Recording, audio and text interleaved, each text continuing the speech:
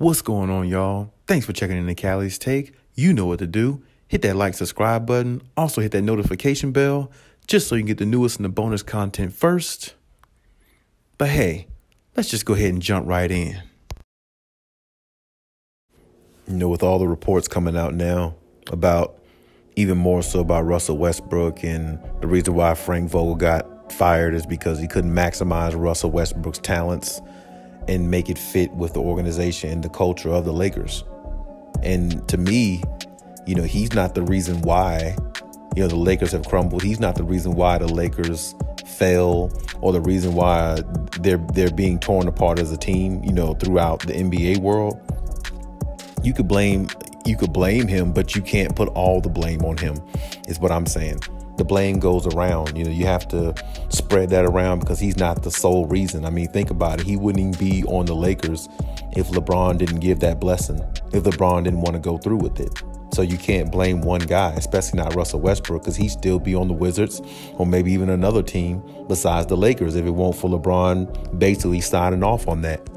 I can't stand when the media tries to, degrade one player because the whole situation went bad. Now, of course, if you're going to blame one player, if there is a possibility to blame one player, you have to blame LeBron James. He basically runs the organization. But even still, I wouldn't really 100% solely blame him because he doesn't work for the front office. He actually plays on the team. So just because LeBron says this is the direction we should go, Rob Pelinka and them can make another decision on top of that. You see what I'm saying? Because he doesn't work in the front office. So you got to blame Rob Pelinka. You got to blame Jeannie Buss. You got to blame a lot of people. The blame goes around. It can't just stick to one person. I mean, it could look like one person, but, it's usually never that way. And if it is one person to blame, usually it's always the superstar that gets all the blame, just like he or she gets all the credit when they win. So I don't personally believe blaming Russ is the key to everything. I just feel like it just adds more fuel to the fire of what the Lakers are already in. They already had a very horrid season, looking to put it behind them to actually go into next season and see more positivity. Now, when you look at everything, the way it's unfolded with this team, I don't see much positivity going forward. They don't even have a head coach. They're talking about bringing back Phil Jackson, or it's even in the sites or the reports out there for Phil Jackson to possibly return, which I don't think that's going to make much difference. I mean, like I said, his coaching style is so outdated. The triangle offense and all that crap, it's not even worth even bringing him on if he's not updated his resume in certain areas, because I don't even know if his thought process and his coaching can fix this team. Because like I said, to me, this team's biggest issue is defense. If their biggest issue is defense, then how does a coach fix that when the players have to go out there and play defense? You can tell them what to do on defense, but unless they actually go out there and perform it, it doesn't matter what you say. And I will say this, the right voice in their locker room can alter some things, because maybe the right voice can push them to play a little bit harder and give a little bit more effort on defense. I will say that. But when you got players like Carmelo, you got players like Russ, you got players like LeBron now who can't play defense or who don't play defense because either they're too old or they never have played defense in their career, which LeBron has played defense at a high level at one time. He's just too old to really carry the torch the way he used to and put a team on his back the way he used to. It's going to be tough to really get that through to their head and make them be able to do it, because their body is going against their brain. They can't. They think they could do a lot of things they used to, but they can't. That's a part of getting older. And that's the reason why an aging superstar like LeBron needs everything around him even more so perfect than he did back in his prime, because he just can't carry a team the way he used to. And he can't make stops defensively the way he used to as well.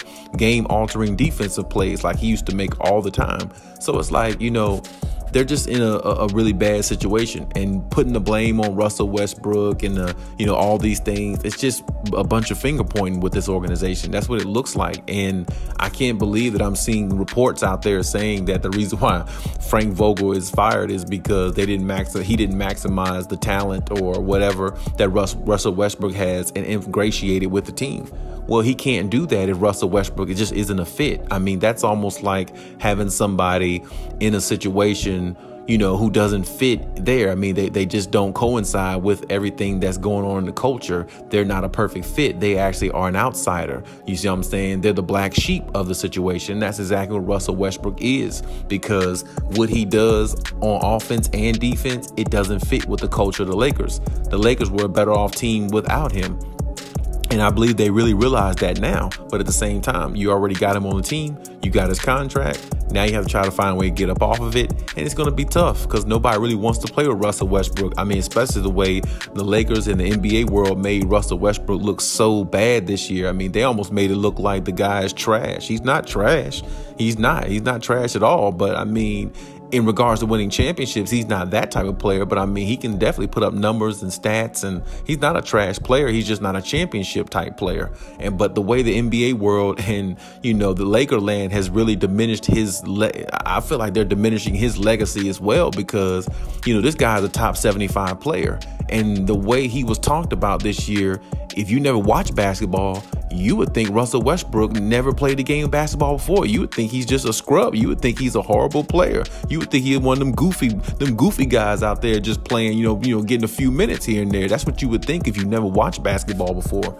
But he just doesn't fit with what the Lakers are trying to do. And this is the reason why I said organizations make a lot of mistakes sometimes by going with the players' thought process on certain things rather than going with what they need to, rather than going with their decision. You work in the front office, not the player. I don't care if he's a superstar or not. Let him do his job, put on a jersey and some shorts and some nice sneakers, and go out there and play basketball, and let you take care of, what's going to be handling on the team and who they trade for, because ultimately whoever works in the front office, you have to make the ultimate decision whether that superstar player wants it or not. So, if anybody needs to take the blame, everybody needs to take the blame. Rob Pelinka, Jeannie Buss, LeBron, Russ, AD, all of them, because it's like you put this operation together and, all these claims were made, and they were made for all false advertisement. Earlier in the season, before last season, I heard Carmelo on an interview saying, we got so much wisdom. We'll have this, and that. When we go on the floor, we know this. We've been in all these situations, but then you don't even make the play-in tournament. You had LeBron saying, in mid-season last year, we apologize to the Lakers fans. We're going to be playing better going forward. Well, how did that work out? You didn't even make the play-in tournament. You see what I'm talking about? All this talking, all these Hollywood acts, all those pictures they were taking early in the season about how good of a team they're going to be and all this stuff, and how they're going to figure it out and be much better. None of that worked out. You see the same thing that happened to the Clippers that year when the Clippers actually, came out and had their coming out party. They were looked at as the baddest boys in Hollywood, all that stuff. And when they came back and imploded in the bubble, everybody talked bad about the Clippers. Everybody talked down about them and how bad they were. But nobody's really sitting around talking about how bad the Lakers look after having all these all-star players on one team with 3 top 75 players, and how they really imploded their whole season and couldn't even make a play-in tournament. Nobody's talking about that though, and that's what really irks me. You throw a team like the Clippers under the bus, and the Lakers don't even get talked about. Only because LeBron James plays for them. But now, because everything goes so bad for the organization, now it's just nothing but a bunch of finger pointing why the season went wrong, and nobody's really even addressing it really, because like I said, LeBron plays for that team, and everybody just keeps going off the notion, the Lakers will be better if they're healthy. They'll be better if they're healthy. But when are they going to, health is a big issue in the NBA itself. You see what I'm saying? You could say that about a lot of teams. A lot of teams could say they'll be better if they're healthy. Hell, you know what I'm saying? If the Bucks were healthy, they're missing Chris Middleton right now. If they were healthy, they probably would, maybe they would sweep Boston, you know what I'm saying, and move on to the next round. You see what I'm saying? But this is my point. You could say that about a lot of teams in the NBA. If they were healthy, they would make the playoffs. If they were healthy, they would make the play-in. I don't want to hear that. It just sounds like a bunch of excuses. The point is, when the Lakers were healthy and had all 3 players on the floor, 3 top 75 players, they still lost to teams like OKC. They still lost to teams like the Pelicans. They still lost to teams that they weren't supposed to lose to. So health or not, they just don't gel. And health or not, they just don't play defense. So I don't care if Anthony Davis is healthy. I don't care who's healthy unless they learn to play defense and learn to collectively play with one another on both ends of the floor and cut down the turnovers, which is asking a lot of this team because of their age, because of their lack of chemistry and all the above. That's the only way they might be a better team. So regardless of all the finger pointing that everybody's doing, they could just go ahead and stop it. This team was not going anywhere no time soon. And a lot of people say, oh, the season would have been different with Anthony Davis. Anthony Davis doesn't make that much of a difference, because if he would have made that much of a difference this season, like I said, the games he played, how come they didn't win those games? I mean, they could have won a lot more games together. I mean, they didn't play that many games together as all three this year. I mean, because they were all in and out of the lineup. I give you that. But there was some games they played this year that they lost collectively as a unit. And one game I specifically remember is against OKC. I mean, I think against OKC, if my memory serves me correct, you can correct me if I'm wrong, but they had a 26-point lead in the second half. And I don't care whether Anthony Davis is on the floor. I don't care if you got 2 out of 3 superstars, whether or all 3, regardless. If you got a 25, 26-point lead against a team like OKC with LeBron James, Russell Westbrook, and or Anthony Davis, whether he was there or not, if you want to debate that, you still should come home with a game like that. You still should win a game like that with 3 top 75 players. Bare minimum having 2 top 75 players on the floor. It's just unexcusable basketball. Unexcusable. And it doesn't matter what nobody says.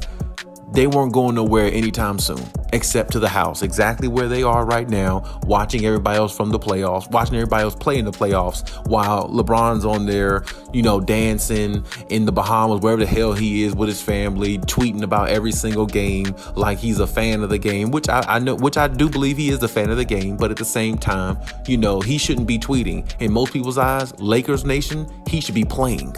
So should the Lakers. So you put together this roster and you couldn't even make a play-in tournament. This is more embarrassing than the Clippers imploding in the bubble, if you ask me. It really is. And the crazy thing is, you don't hear none of them analysts on TV saying it, especially Shannon Sharp. Shannon Sharp is up there talking about, oh, the Lakers this and Lakers that, and, acting like all this stuff. He's been saying that crap all season long, and his team couldn't even make a play-in tournament. But he steadily sits up there and talk about the Clippers, this, and that, because he's hating on Kawhi Leonard, because he know that's the one person that goes at LeBron, and that's the one person that's always been LeBron's kryptonite. So Shannon Sharp and the rest of those so-called one-sided, one-minded analysts, you got to understand one thing. The Lakers, if they play the Clippers in a 7-game series, it wouldn't be as easy as you think.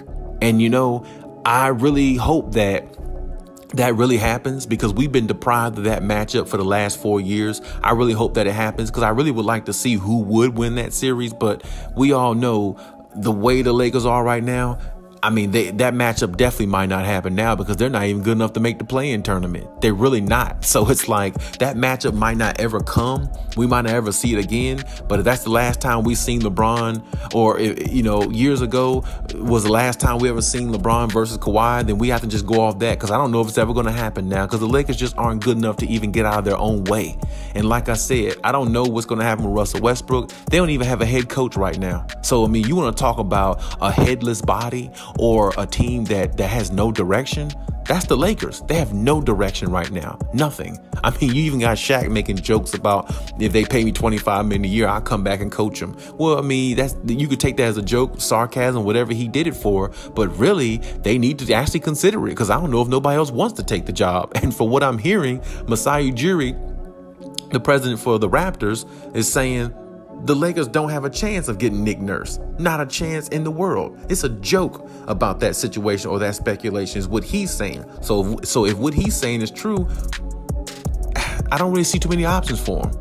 I don't think they're going to get Mark Jackson for some reason. Mark Jackson gets blackballed, so I'm just going to accept the fact that he might get blackballed. And, like I said, Phil Jackson coming back, I don't even really want to talk about that, because to me, that's almost like a far-fetched thing myself. And I don't even know why he would want to come back and coach this team, because this team has nothing remotely close to any of the Lakers team he coached before, and any team he's ever coached before that in the Chicago Bulls. They just don't have it. So, like I said, we'll see how it goes with this team. But all the finger pointing, the blaming and all that, they need to cut all that out and just find a way to be better, revamp their roster, be a better version of what they were this past year, because this was an ultimate failure. And I'm just mad that nobody's really making a lot out of it the way they did when the Clippers imploded in the bubble, because everybody made so much out of that. And with the Lakers, I mean, it's almost like they're getting a pass to me. So this is way more embarrassing what the Clippers did, honestly. I mean, the Clippers they don't have 3 top 75 players.